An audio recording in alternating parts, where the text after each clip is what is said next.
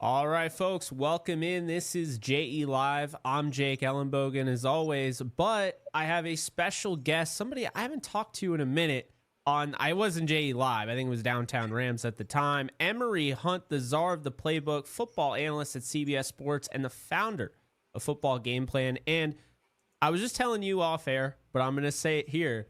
He's a big reason why I got into drafting, I was always into the draft. But he's a big reason why I got into grading draft picks and going into the prospects a little bit more. And I'm just going to give you props because there's a guy on this Rams team, Kevin Dotson, who everyone was talking about Robert Hunt on the same Louisiana team.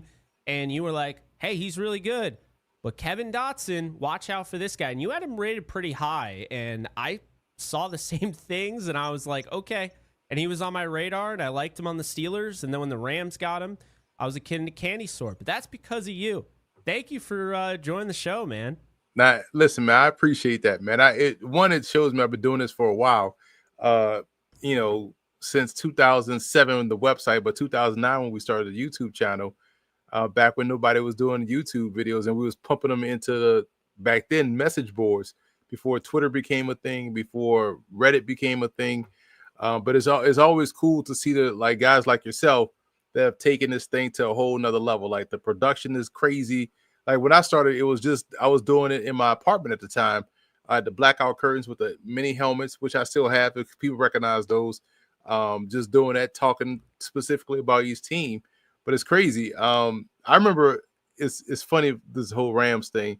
I remember I was at the combine, and this was like 2018, I believe. And so I'm standing in the way where guys, it was heavy transit area. I'm talking to a coaching friend of mine, and we chopping it up. And I see somebody out my peripheral just kind of walking toward us, and I'm like, I'm standing by the door. You know what I'm saying? We in the way. And so I look, and he makes a beeline right to me. He said, "Man, you're the czar of the playbook." I'm like, "How'd you know that?" He was like, "Man, I grew up watching your videos," and I'm doing the math. I'm like, "Yeah, he probably was that. Damn, that checks out." He was in high school and then college. It was Jamil Demby at the University of who ended up playing with the Rams. Yeah. He was like, "Man, I used to watch your breakdowns in high school and in college. We used to, watch your stuff." And I remember I had a scout that scouts currently for the NFL team caught me at a All-Star game, and we was afraid to come up and chop it up. He's like, "Man," I'm like, "Bro, I'm not nobody famous." He was like, "No, man, we used to watch your videos all the time in college, man. Like, because you used to talk about the small school stuff, and you broke down some of the guys on our team." Like, man, that's pretty dope, man. So I appreciate you saying that, bro. I've been around the block a lot. Hey, yeah, I mean, credit where credit's due, and you put in the work, and I think the big thing, is when we were talking about this, but you were the first, and you had all those graphics and everything. That also inspired me to try to learn how to make graphics and stuff, because you were just an inspiration all the way through. But I remember how much time you took for the little guy, the small guy, and a Dalen Williams out of Dartmouth and a David Washington out of Old Dominion. And these are players now that I'm talking about because you're talking about them. And now I'm going and I'm trying to find anything I can on these guys. And I'm like, I'm seeing it. And actually, one of them in particular that caught my attention because of you was Kyle Sloter out of Northern Colorado. He's a friend of mine now. And he's been on the show plenty of times. And it's like, I wouldn't even know who he is. We wouldn't even be friends without you. So you were the one that put me on to a lot of players that I think fall through the cracks. And I'll tell you right now, I think we do have an issue. Guys like Sean Dolak who are on the Rams that are going undrafted when they shouldn't be undrafted. It feels like we were getting somewhere with the small school guys. And now I feel like we've kind of reverted to, if you're not in a Power 4 conference, since COVID, it just feels like you're not getting the opportunity. I don't know if I'm wrong on that, but I wanted to bounce that off you. No, you're dead on. And that's why I've always been a big proponent of the spring leagues, XFL at the time, USFL at the time, now the UFL, CFL.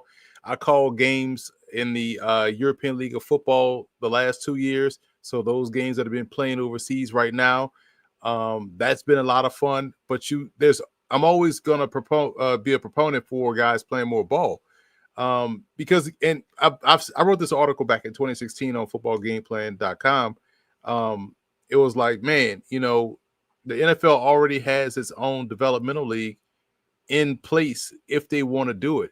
Because if you're bringing 90 guys to camp and you're basically saying these 90 guys are NFL caliber, you're going to cut 45. Well, that 45 you cut, there's your spring team right there. You know what I'm saying?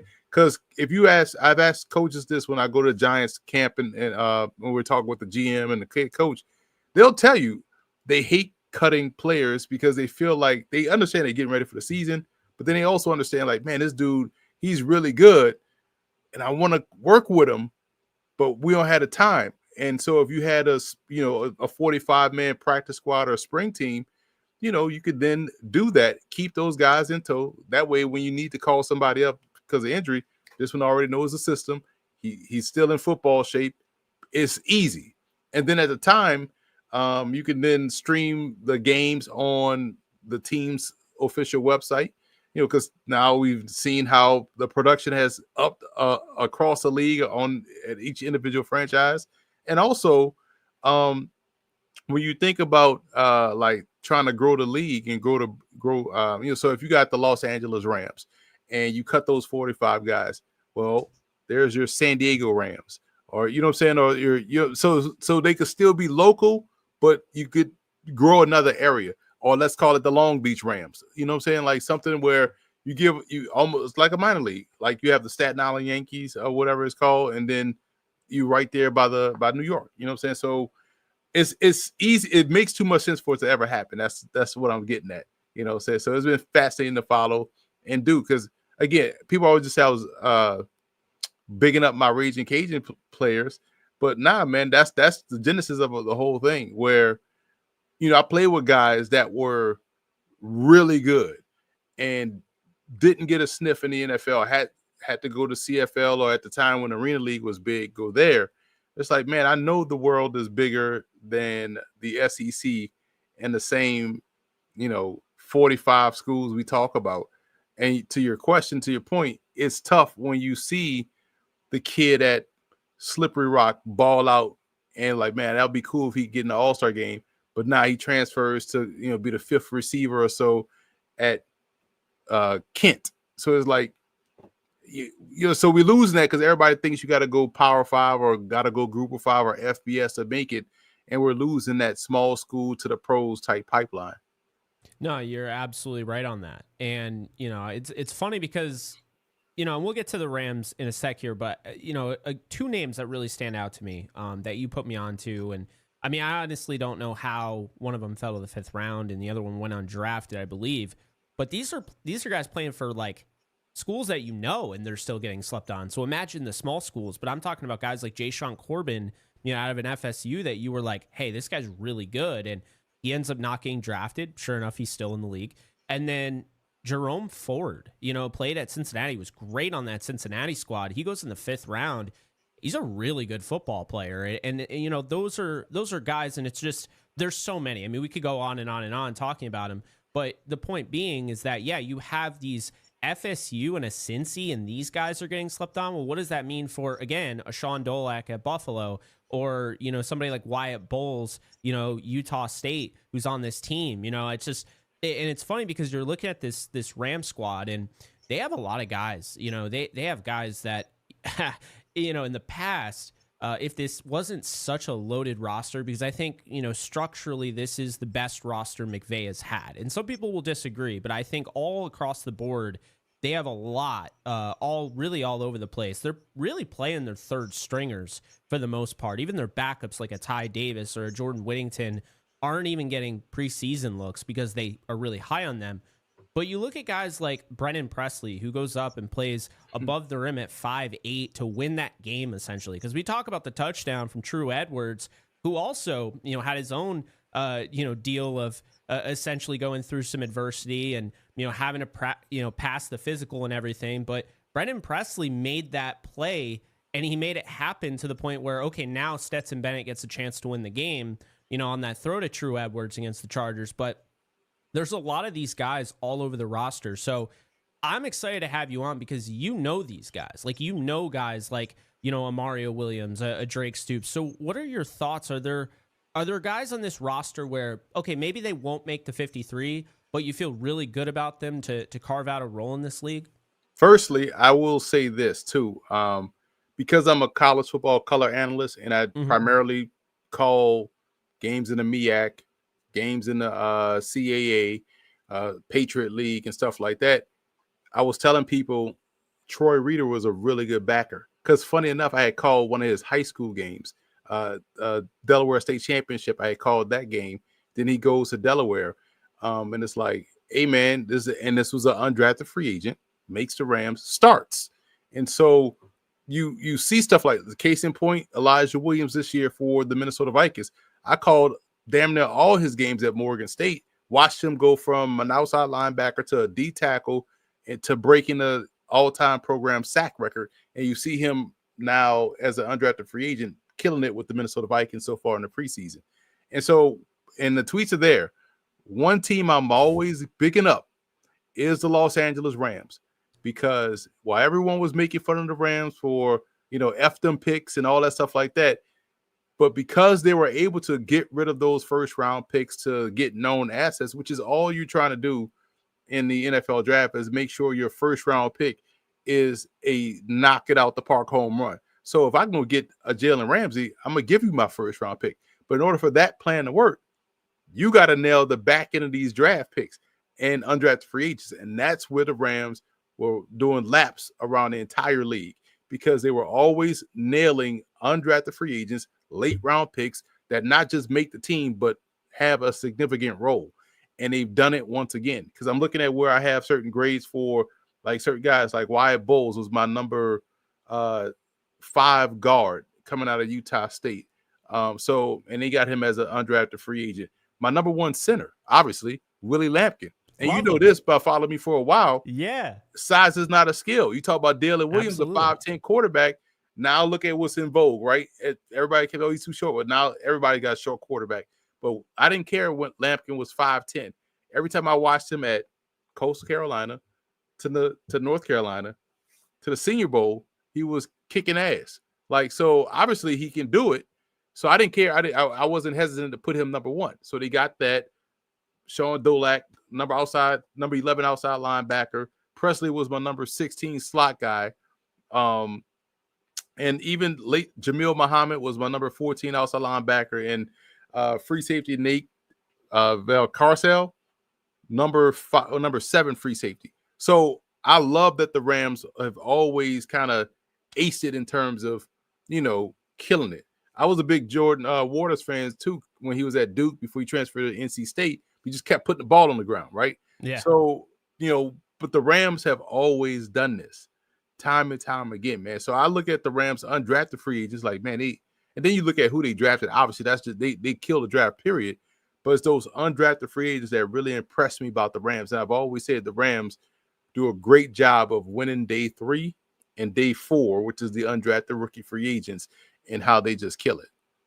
Yeah, it's interesting because they went after some high-end guys, and normally they don't do that. And what I mean by that is I totally agree with what you're saying, but they normally don't go after like the big-name guys that like everybody knows. Like a Sean Dolak, everybody was talking about like, oh, day 3, I want my team to go out and get a Sean Dolak out of Buffalo, consensus All-American, the only one in Buffalo history, included Khalil Mack. And then, of course, as you were just saying, Willie Lampkin. And so now, essentially, you're looking at these guys, and like these aren't normally the Rams they go after. They don't really care so much about the RAS athletic score as much as, are you a football player? And you look at Jalen McCullough, and he's not a guy that's going to wow you with his athleticism, although, as you always used to bring up on those videos, it's about play speed. If you run a 4.2, but I see you running a 4.7 on the field, I have to assume you're thinking too much. You're not playing with instincts. You're not playing like this isn't natural for you. It's great that you can run straight in a straight line. You can run fast, but when you're on the field, how do you play?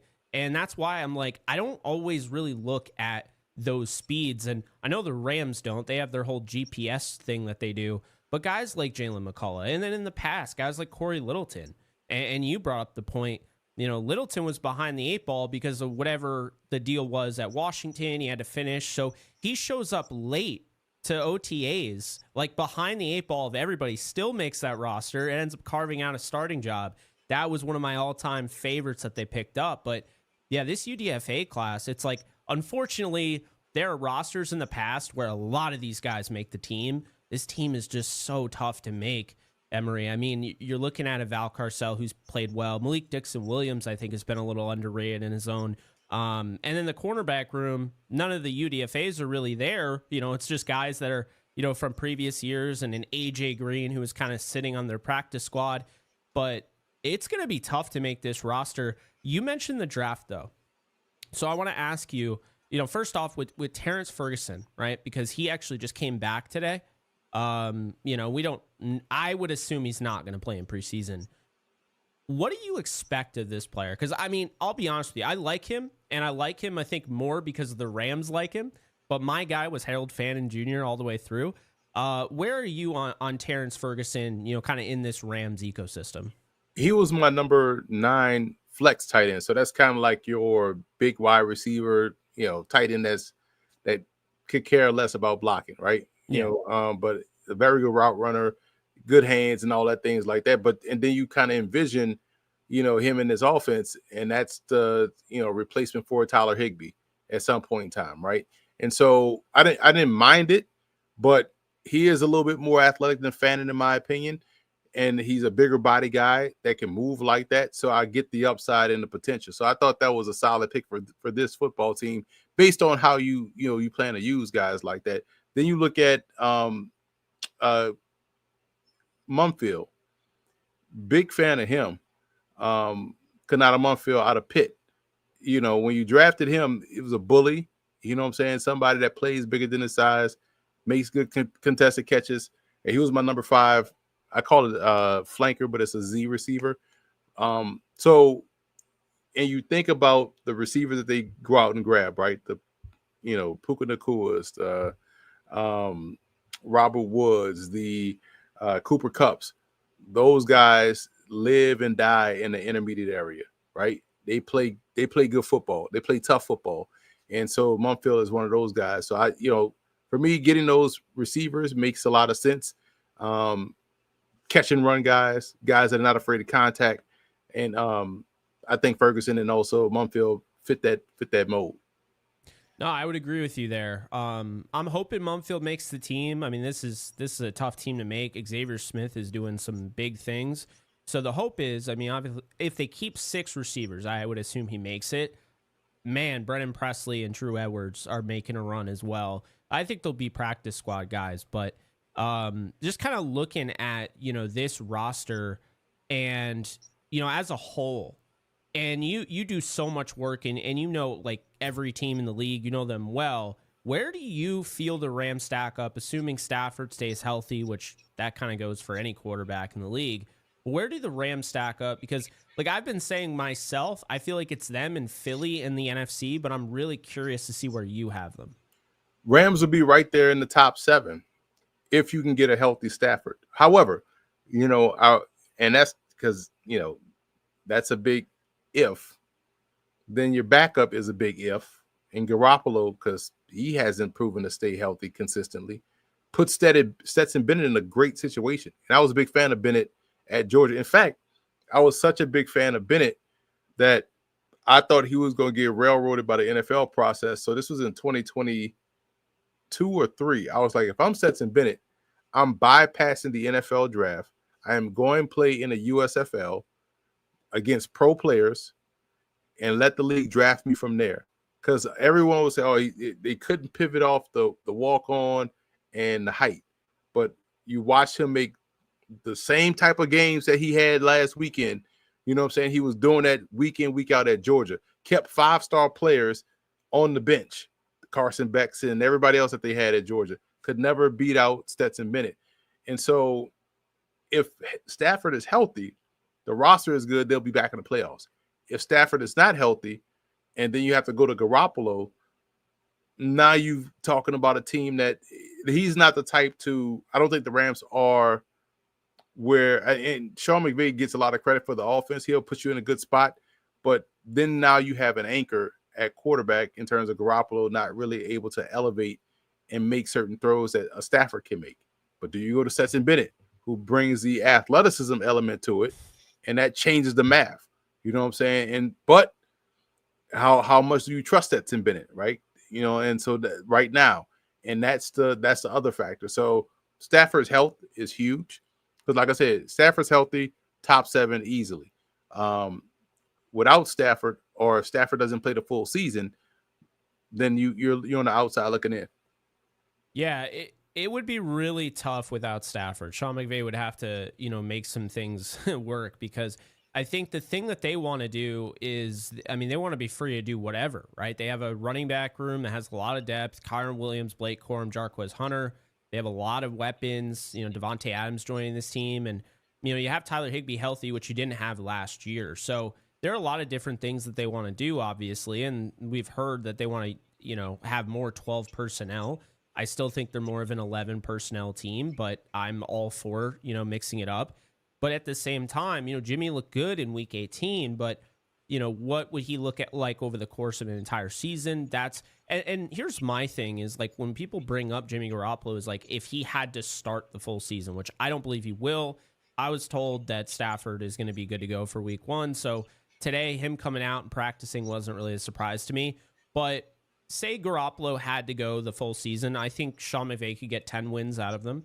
I think they could maybe steal a game or two in the playoffs. My biggest concern is, what do they look like against a Philadelphia Eagles team where you have Stafford? You pretty much outplayed them with Stafford last year, and it wasn't enough. So now Garoppolo, you're going to go to the link and try to win with Garoppolo. It's asking a lot, but it's really interesting you bring up Stetson Bennett, because I started seeing that a little bit in the fan base. And, obviously I don't think we're going to see Stetson this year, but I mean, stranger things have happened. And I really, at that point, it would be really interesting, because they have a lot of money invested in Garoppolo for this season.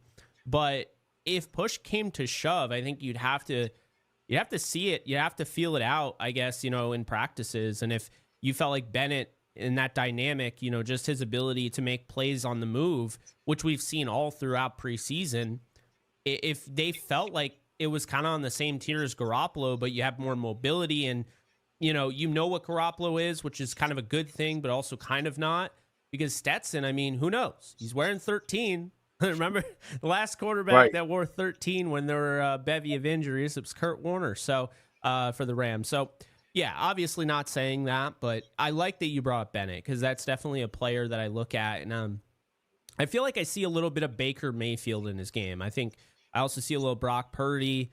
Friend of mine, Kelly Witherspoon's father, said that he throws a bit, and he's not saying he is him, he throws a little bit like Joe Montana. And I was like, wow. Like, he's just like, yeah, he's like, I'm not saying he is Joe Montana, but just the way he throws, like, he reminds me of Joe Montana. I was like, well, that's some praise. So, yeah, I like Bennett, and I like that they stuck by him. And, it's okay, he's a 4th-round draft pick, but the Rams, and you brought this up, they don't, yeah, it might be F them picks back in the day, but they still care about draft picks, and they care about those day 3 guys. And sure enough, they could have given up on Bennett, but they've continued to develop him, and they're reaping the rewards, seeing what he's done the last 2 games in preseason. Here's the part about the draft. And, I've always had this philosophy that I want every pick to be a starter. I don't look in terms of backups. Like, if you resign yourself to being a backup, you're never going to play. So you got to change your mindset. I think of it as starters in waiting. And if you got, so just by the sake of numbers, right? Let's say you got like 5,000 college football seniors eligible for every draft, right? You mean tell me I can pick the top 260 of that, and out the 260, I can get 7 of the top 260. Like, what you mean I'm a waste of pick? Like, these are good football players, right? This is why the league looks like how it looks, because there are good football players out there, and there are more undrafted free agents in the league than they are drafted players in the league. Now, granted, the numbers are easier to be undrafted, but at the end of the day, it shows you, there's that much talent out there. Like, the league has the luxury of scraping off the top, and the league is very competitive from top to bottom. So I would never go into a draft and think like I'm gonna waste this pick. I don't care if it's a 6th round pick or compensatory 7th round pick. I'm looking at it as like, man, I get a nice player with this pick. And the Rams seem to have that philosophy. And it works, because at the end of the day, if you're thinking you're getting good players, your scouts are getting rewarded, you're mining deep for talent, and you let talent play, and talent shows itself. And the fact that they got a Stetson Bennett, so once you're on a team, draft status and all that stuff goes out the window. Can you play? And how well can you play? And so if Bennett continues to build on his performances in the preseason, gets the confidence, and is good in a good space mentally, emotionally, and now he's looking like the Stetson Bennett we saw at Georgia, the Rams got themselves a steal. You know what I'm saying? And someone that, adds a new element to Sean McVay's offense that we really hadn't seen. Like, who was the last mobile quarterback that he had in his offense, if at all? Maybe Bryce Perkins, but Stetson is a better passer than Perkins. You know what I'm saying? So they may have something there. That's why I was excited to see him play like he did against the Cowboys, because he needed a reboot from the last time we saw him through like 9 interceptions in the game last year. So, but at least he's improved. He's better, and I think that's a positive sign for this football. At least this dude is a gamer. If he has to come in, we've seen him do it in the SEC. We know he can win championships. We know he plays, with the right mentality that of a Baker Mayfield, like you talked about, and we can win with that. Yeah, and we hadn't seen in the NFL him rip a seam buster like that to Mario Williams the way he did against the Chargers. That was, did you see that? It was an absolute seed. He that's why it used to be funny at Georgia when people say, "Oh, you have an arm." Like, bro, he's throwing this thing on a rope to Pickens, like down the field. Like, I don't know what you guys are talking about, man. Like, this dude actually has a gun. It just looks weird because he's shorter. You know what I'm saying? But he got a hose. You know what I'm saying? He generates great velocity on the throw. And so I'm rooting for him. But again, you look across his roster and you see talent across the roster. I remember people was trying to throw away Tutu Atwell. Now he's become a significant part of the team. You know what I'm saying? And the Rams do a great job of allowing guys to develop and grow, which shows you they trust their scouts, they trust their evaluation, they trust their coaches. And a lot of times we find ourselves in the NFL on the media side of things, letting these coaches off the hook. Like, nah, this dude got talent. Like, coach him up. You know what I'm saying? Like, don't, he doesn't fit my scheme, or I need this type of, like, no, bro. Like, that dude is a football player. Your plays ain't all that. There's only so many ways you can run inside zone, outside zone. Like, you need Jimmys and Joes. It ain't about your X's and O's. Everybody can draw plays up. You know what I'm saying? So I like the Rams stay true to who they scout, who they are, and it shows out there on the field. It's right there, like you said, and there are definitely coaches out there who have that mentality. Hey, you need to fit into my system. It's like, no, you got to fit the system around the players. I mean, if you're telling me you have Devontae Adams and it's like, well, he doesn't fit what I'm looking for, then maybe what you're looking for is wrong. You ever think about that? I mean, we're talking about a Hall of Famer here. So, yeah, obviously it wouldn't just be Devontae Adams. It's other type of players and what have you, but the point still stands, and I love that you bring it up because it's always been something that I've thought of as well. DJ Humphries is a guy that I've liked for years, and I was hoping that they were going to sign him last year when they had all the injuries they had. They signed him this year. Alec Jackson, I think, is going to end up missing the first 4 games of the season, and then I think we'll be back for week 5. They said he's on track, but I don't know what on track really means, and it's the Rams, so they don't really tell us what it means. So I think DJ Humphries will be the left tackle for the Rams in the first 4 weeks. What are your thoughts on the Rams offensive line coming into this season with Humphries at left tackle potentially, Steve Avila at left guard, Coleman Shelton at center, Dotson at right guard, and Havenstein as right tackle to start the year? Listen, it shows you, to me, at least you got Humphries that has started some games at tackle. So you know he has a bare minimum of being able to play. But what I do like about this is the run game is still going to be the run game. And teams nowadays, high school, college, pro, do not want to stop the run. So if you can run the ball, you're going to win a lot of games, period.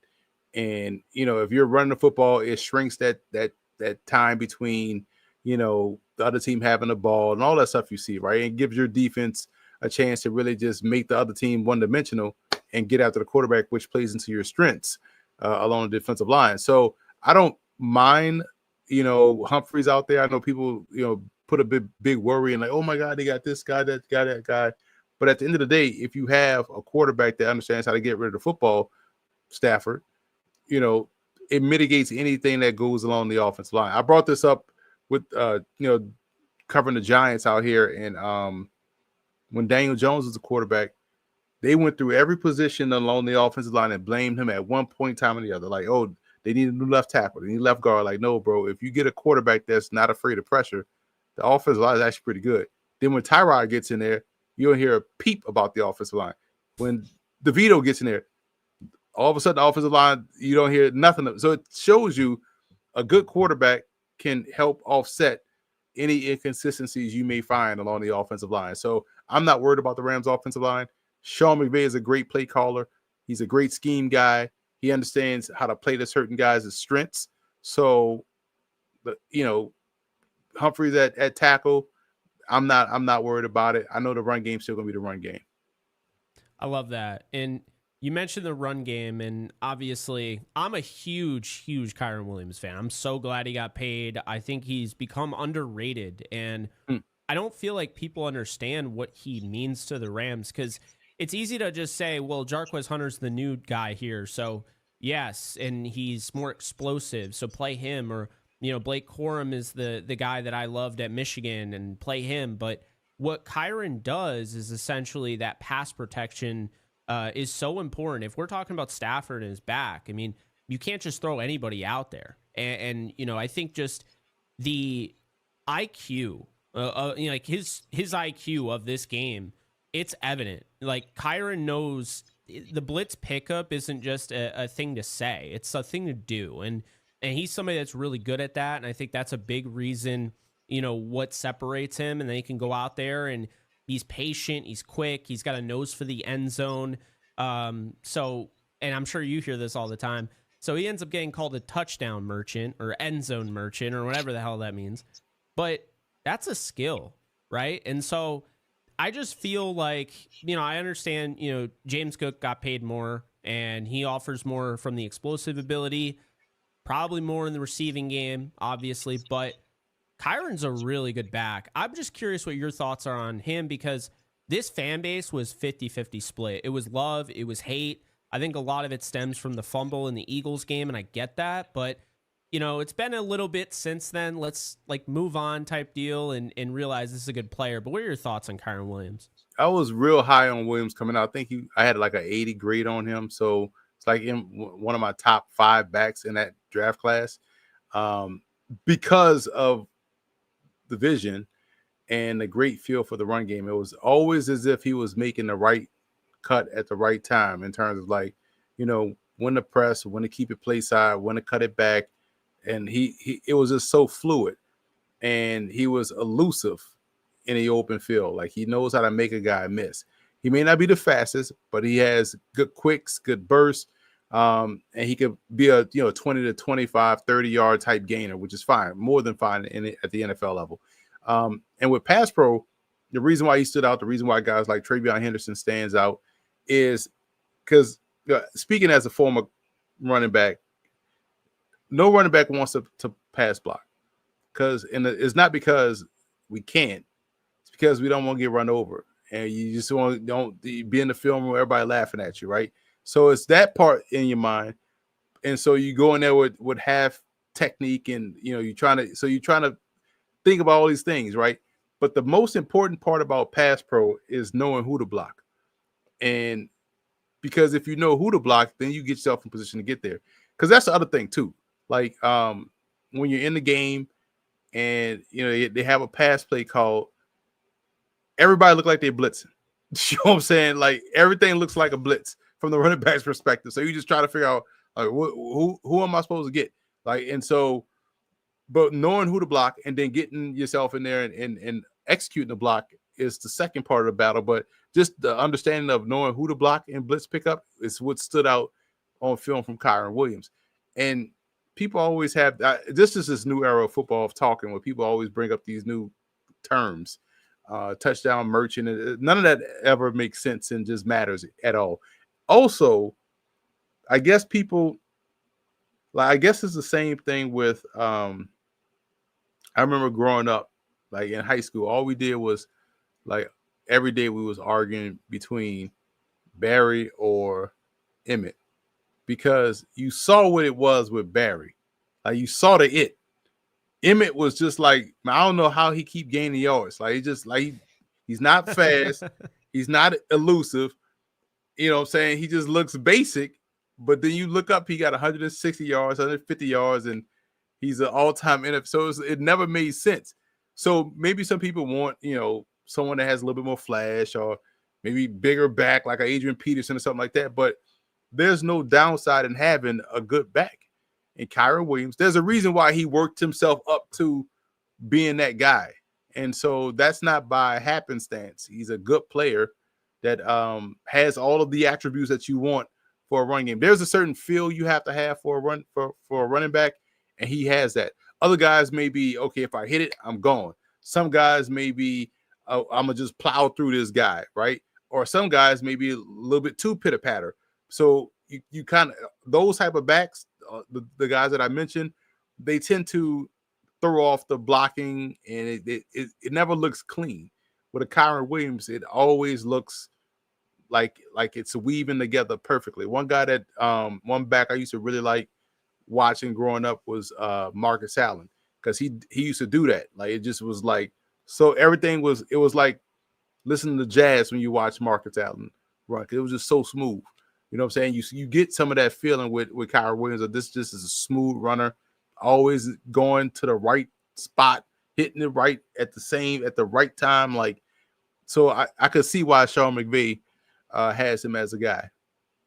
Yeah, and then obviously you have Todd Gurley. You talk about the big body, so I think a lot of people are like, well, I want that back, and it's like, well, those guys don't grow on trees, and I keep telling people that, like, well, we could have signed Saquon. I was like, yeah, but coulda, they didn't. So let's move on. You know what I mean? There's not Saquons out there, so.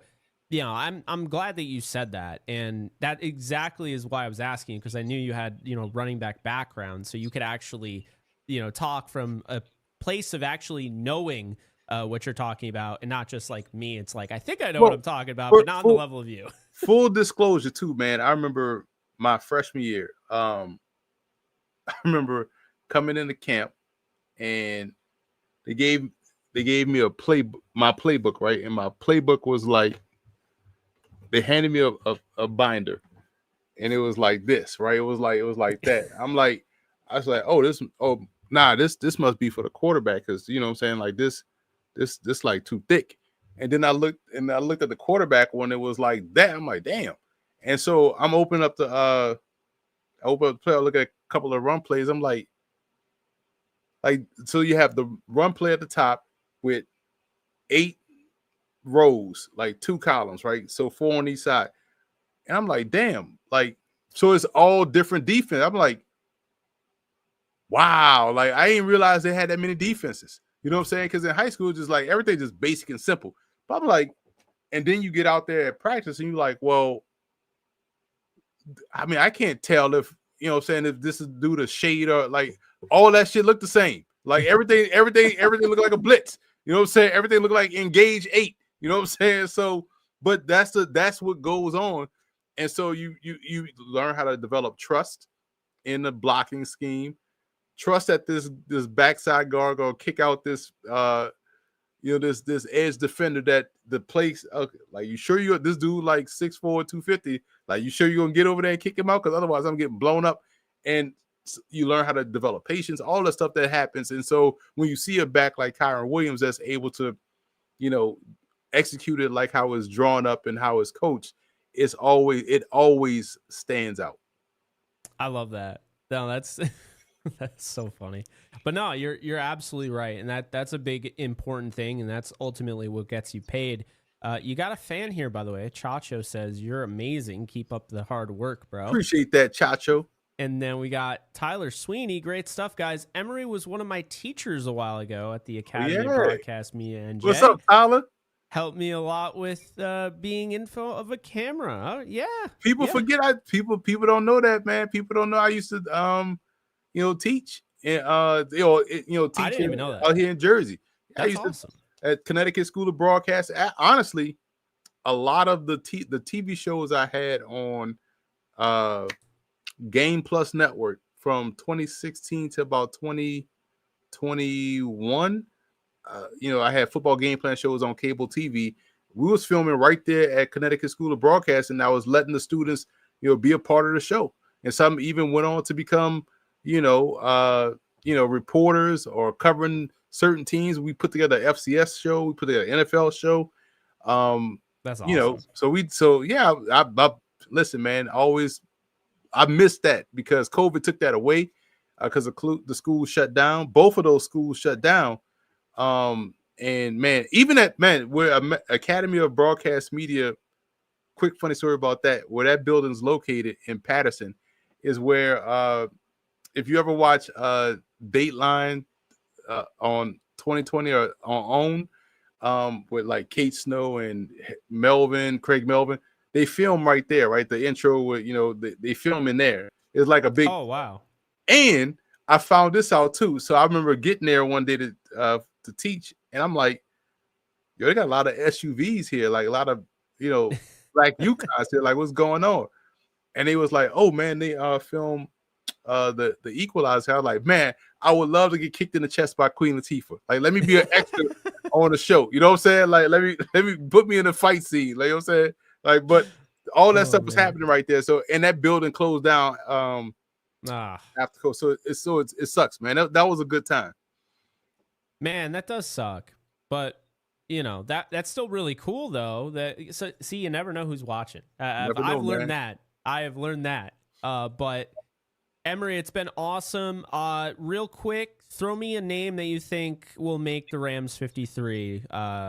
If you want, if it's too much pressure, Lampkin's making it. I'm listen. Size is not a skill. If you're good enough, you're big enough. And you look at Lampkin and you watch him it was like I said on Ross Tucker's show. I was sitting there putting this film on. Okay, I'm gonna see something that's gonna justify me not ranking him this high because I was impressed when I saw him live. But then I go back and watch the film. I'm sitting there watching. I'm like, I mean, last time I checked, North Carolina in the ACC, which is Power 5. You know what I'm saying? And these dudes at Clemson or every other school is not moving them off the spot. And every big run you saw Maury and Hampton have went right down that A gap where he was blocking. And so it was just fascinating to see how dominant. And with all the people that watch all the film and everybody that they break down tape on Twitter, all the stuff like that, why not just trust your own evaluation? And if you see this dude dominating, don't try to play like, well, the league loves the don't love short arms. They don't love man, is this dude blocking his ass off? Then put that in your evaluation. If he doesn't go to the league and he goes to the CFL or he goes to UFL or goes to Europe and you're watching this dude dominate, you're not wrong. You know what I'm saying? And so I think that's the one that makes the team because even at worst, you talk about the run game, there's your H-back, there's your fullback in short yardage goal line situations. So, I mean, there's a role for a guy like that on the football team, period. I agree completely. He's on my 53. I just think he's gotten too big to the point where he won't make it through cut day. Because some people don't see it. Some people don't see it till they saw it already. So now that he went out there and balled out in the league, everybody else will. Oh, well, I guess he could play in the NFL now. So the Rams can't cut him now. No, because now it's like we did the dirty work by going out and getting him, and I think they gave him the most money. I recall that correctly, they gave him the most money of all the UDFAs, and they invested. They put their time and effort into developing him this offseason. It would be so dumb, and this is how I look at it. You always have to assume that if you cut a guy, he's going to the 49ers, he's going to Seattle, he's going to Arizona. Just assume that, and if you're okay with that, if you're okay with that guy going over there, and you're like, he's not going to really, this won't come back to hurt us, fine. But if you're looking at like a Sean Dolak or you're looking at a Willie Lampkin and you're saying, wow, if they go to, Arizona or they go to San Francisco, we're going to be sick, then don't do it. So, yeah. And it's funny how they always tell you, football is about leverage and low man wins. Well, Here you go. You know what I'm saying? Like, but y'all don't like this one. But Hey, y'all draft a D tackle that's 6 feet and love it. But you can't draft a 5'10" center who's lower than the 6 feet dude and has that natural leverage. This is just football, not that complicated. no, this team just signed a 5'11" defensive lineman, Puna Ford. So, they don't care. He'll make it. I agree completely. He's going to make the team. I mean, this is the same organization that drafted Aaron Donald from the ACC. And I still, to this day, can't believe he fell to the 13th pick. I'm happy, but the Rams had 2 picks, and I did not want Greg Robinson at that pick. I truthfully wanted Aaron Donald at number 2. So it worked out well, but I still can't believe you can say there were all those teams that passed up Donald. The Rams were one of them. They almost did it. So yeah, I completely agree. I'm rooting for Willie. He did get banged up in the last game. I almost feel like if they weren't going to keep him on the 53, it'd be smart maybe to not play him this week so they can try and sneak him. But I don't even see that. I think to your point, and the fact he's on, what is it? It was the Pat McAfee show and they're talking about him and he has all that publicity. He's not making it through waivers. But guys, we appreciate you for tuning in and watching us. And Emory, I appreciate you joining. That is going to wrap it up. I'll have to bring you back on maybe next time, just not wait 8 years or whatever the last time I brought you on, because I had a great time the last time you came. I think it was only audio at that point, but it had been a minute. So appreciate you. You do such a fantastic job. Where can people find your stuff if they want to follow along or support? Follow me on Twitter at FBallGamePlan. You can catch me all throughout the season, all on CBS Sports HQ. So make sure you subscribe there as well. And you can still get the Football Game Plan Draft Guide at footballgameplan.com/2025 Draft Guide. Now, hear me out. It's the largest draft guide in existence. Every year, I pump out the largest draft guide. Over 1,000 individual scouting reports at your fingertips. And if you purchase the draft guide, since I put one out since 2020, right now, you would have over 5,400 individual scouting reports. You would have a pretty good idea on the NFL, CFL, UFL. And I'm saying that because that's how you kind of get a leg up on betting.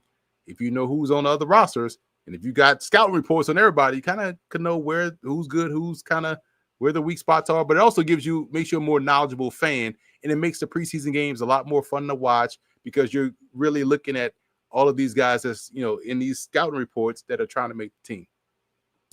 Hey, I actually can be a testimonial here because I bought I don't know if I bought the 2025 one, but I bought pretty much all of them since. And you do such a fantastic job. And I'll get the 2025 one when I get a second. But no, fantastic job, guys. Definitely support Emory. Check out his stuff. And if you like what I'm doing, just know it originated really from this guy right here. So he inspired me, inspired a whole new generation of Twitter and YouTube scouts, but make no mistake about it, this dude carved the path on YouTube. I am going to end it with that. But you guys take care, and I'll see you guys soon.